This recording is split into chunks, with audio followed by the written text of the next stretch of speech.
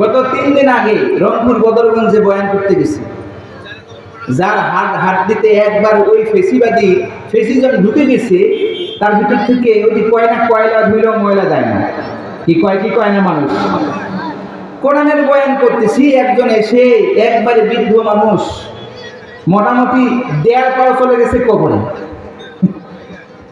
এসে বলতেছে, হুজুর বয়ান বন্ধ করেন, যা বলবেন কোরআন থেকে বলবেন, রাজনীতির কোনো কথা বলবেন না। আমি চোখটা রাঙ্গাইয়া খালি বাবারে বললাম, বাবা ওই মনে করেন না 5 আগস্টের সময়, আগের সময়টা মনে করেন না।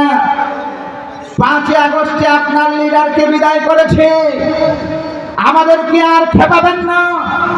পাঞ্জাবি চুরি পরার অপরাধে শত শত যুবককে আপনারা আয়না ঘরে বন্দী করেছেন, আমরা আয়না ঘরে তালা ভাঙতে শিখেছি। এবার আপনাদের মতো ফ্যাসিজমদেরকে আমরা বাংলার জমিন থেকে বিদায় করবো, তাহলে বলেন ঠিক না?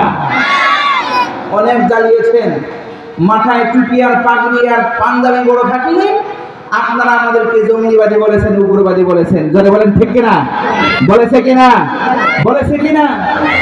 পাগড়ি মাথায় পাঞ্জাবি গায়ে দেখে যদি লোকে উগ্রবাদী জঙ্গিবাদী বলে আমায় ডাকে, যারা বলতে হবে ঠিক কিনা? পাগড়ি মাথায় পাঞ্জাবি গায়ে দেখে যদি লোকে উগ্রবাদী জঙ্গিবাদী বলে আমায় ডাকে। দুঃখের সীমা নাই আমি কি করে বোঝাই, দুঃখের সীমা নাই আমি কি করে বোঝাই, আলেমরা তো উগ্রবাদী জঙ্গিবাদী নয়। এই আলেমদের পক্ষে থাকলে চিল্লায় বলতে হবে ঠিক কিনা? আলেমরা তো উগ্রবাদী জঙ্গিবাদী নয়, উগ্রবাদী জঙ্গিবাদী আলেমরা তো নয়।